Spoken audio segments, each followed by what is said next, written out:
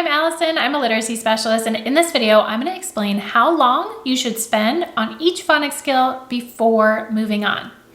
If you haven't subscribed to my channel yet, go ahead and do that now, and then also hit the little bell so that you don't miss out on any of the brand new videos I post about teaching literacy. Okay, so before we dive into exactly how long to spend on different skills, I want to talk about sequence. It's so important to have a sequence of phonics skills so that you know clearly, based on developmental research, like what order kids learn the different phonics skills in. So that's super important to have. Hopefully your school provides you with one, but if you don't have one or you just kind of want to like cross-reference and make sure you're not missing anything, definitely check the caption because I have a free phonics sequence, scope and sequence for K2 skills that you can check out. Again, caption for the link, and it is totally free. Now, let me know if you've ever felt this way. Just type relate in the comments. A lot of teachers, myself included, sometimes feel like, it's hard to keep up with your curriculum. Or maybe, you've taught a skill just like the program said, but you're like, okay, do I move on? Do I stay on this skill? How do I even know? If you relate to having any of those questions, just type relate in the comments so that other teachers know that they are not alone. I think that the most important thing to keep in mind when you're using a scope and sequence, which is a good thing, follows the science of reading, or if you're following the scope and sequence from any program or curriculum that you're teaching, keep in mind that you are the boss of the pacing. The scope and sequence is not the boss of you. Just because a program or a scope and sequence tells you to move on does not mean that your students are actually ready to move on.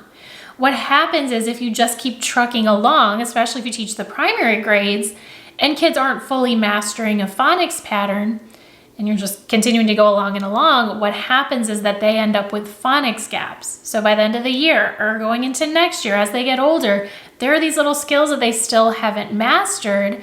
And the reason for that is because they were pushed forward before they were actually ready, before they had truly mastered those skills.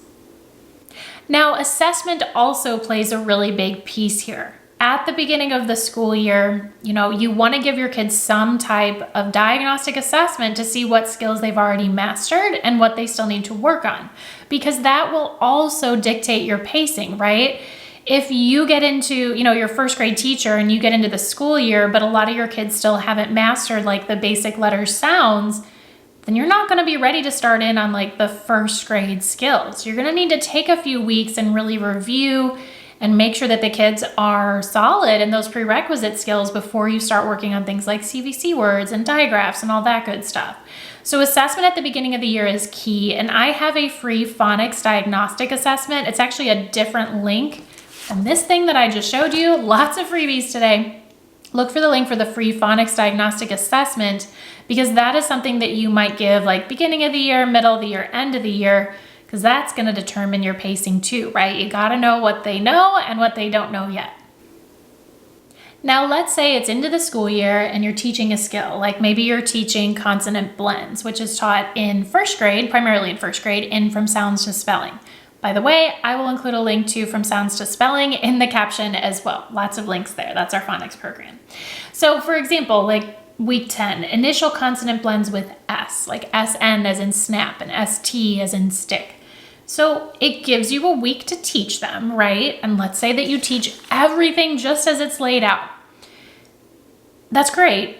Teaching is one thing, but what about the learning? Have your kids learned to spell words with S blends? Have they learned to read words with S blends? That's what you want to figure out before you move on. The rule of thumb that I follow is if a child can read maybe like 90 to 100% of words with that skill correctly, then I feel comfortable moving on.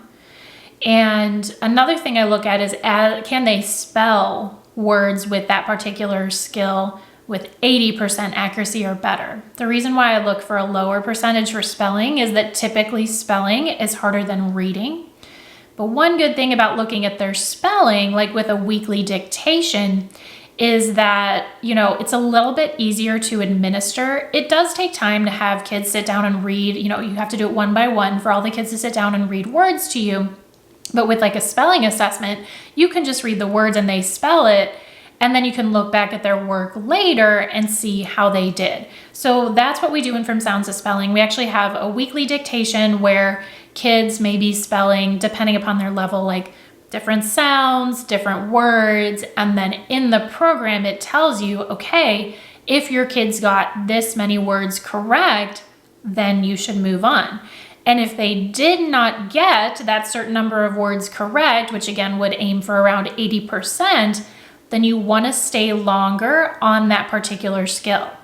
So From Sounds to Spelling gives you guidance like that, and you can use this concept if you're teaching another program, but From Sounds to Spelling gives you guidance so that you know, hey, my kids aren't ready to move on. I need to spend more time on this skill, and that will then affect your pacing. And again, I think it's so important not to let the scope and sequence be the boss of you.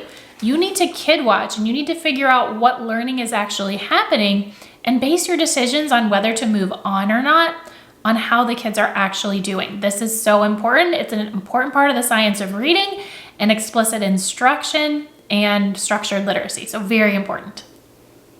Couple of other things to keep in mind. Number one, some skills will take less time to master than others. Even when you're teaching the alphabet, there are certain letters that kids need longer to master fully than other letters. Interesting, right? Same thing goes with different phonics skills. Long vowel patterns, there's so many of them, different vowel teams, there's silent E. It takes kids a really long time to master them, especially to spell them. So of course, skills like that are gonna take more time and they're gonna require more review, which brings me to reminder or point number 2. Just because you've moved on from a skill does not mean that you have actually fully moved on from it permanently. It is so important, and in our phonics program, From Sounds to Spelling, we build this in. It is so important that you're having kids review the phonics patterns that you've been teaching for weeks and weeks afterwards so that they really fully master them. Because yeah, you're looking for like a high level of mastery by the end of the week or by the end of whenever you're done teaching that skill. But even if they've attained that, that doesn't mean that we shouldn't review. No, we should have kids read, we should have kids spell words with those phonics skills because that's really important to solidifying them. The last point I want to make here is that the amount of time that you have available for phonics instruction is going to affect your pacing. If you only have 10 minutes for phonics instruction, which I highly recommend against in K2, but I know that's not always in your control. If you have like a really short amount of time for phonics instruction, it's probably going to take kids longer to master a skill than what is included in your scope and sequence in your program. So keep that in mind too. Now, all of this said, I know that it's one thing to want to spend more time on a skill and another thing to be allowed to do that in practice. Sometimes your school will require you to keep up with a certain pace or you want to be on the same page as your teammates. And I get that, that's hard. But if I were you, I would advocate for yourself and, explain to your principal or explain to whoever, hey, these are the reasons why we want to stay on a skill. I don't want my students to end up with phonics gaps. So is it okay if I see that they're not mastering a skill, is it okay if I follow what the science of reading says and spend more time on that skill until they master it before moving on?